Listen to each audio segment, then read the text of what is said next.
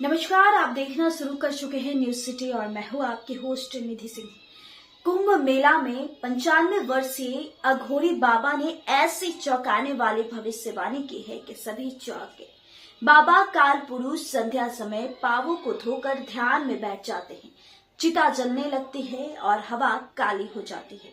प्रयागराज महाकुंभ के मैदान में भस्म से ढके बाबा के उग्र रूप को देखकर सभी स्तब्ध हैं।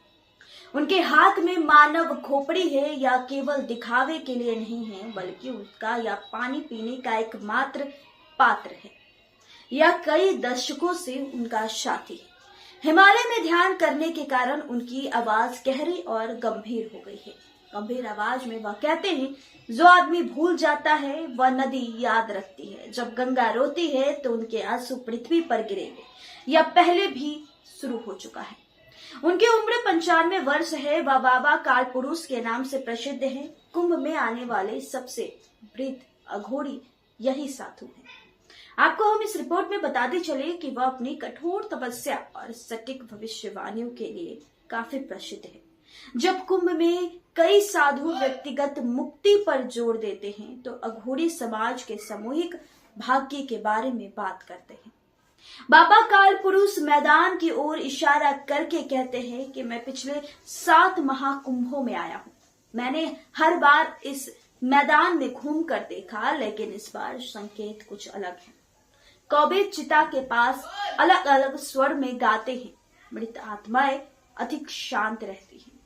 यहाँ इस रिपोर्ट में बता दें, उन्होंने यह कहा कि अमावस्या की रात, जी हाँ, अमावस्या की रात, नए चांद की रात में उनकी भविष्यवाणियां भविष्य के जटिल चित्रों को दर्शाती है। उनकी भविष्यवाणियां सीधी, स्पष्ट और सटीक है। बाबा काल पुरुष कहते हैं कि पृथ्वी अपनी सांस बदल रही है। इसके अलावा वह राख से पवित्र प्रतीक बनाते हुए कहते हैं कि जब नदियां अपना रास्ता बदलेगी तो शहर को एहसास होगा कि वह उधार ली गई जमीन पर बसी है। आने वाले 4 साल इसे आकार देंगे जिसे मनुष्य अस्थायी मानता है।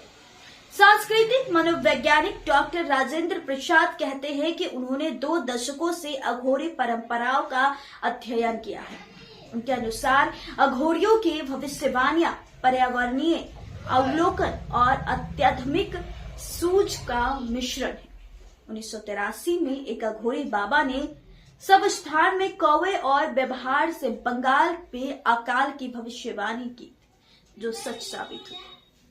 बाबा काल पुरुष की कई भविष्यवाणी पानी पर केंद्रित थे, पानी की कमी और आपदाओं पर आधारित थे। वह कहते हैं, पर्वत अपना बर्फ छोड़ देंगे, पहले धीरे धीरे, फिर एक साथ पवित्र नदियां नए रास्ते खोजेगी, कई मंदिर पृथ्वी पर वापस आए।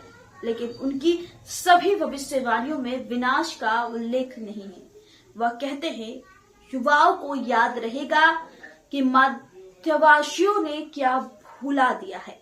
युवा फिर से आकाश पढ़ना सीखें।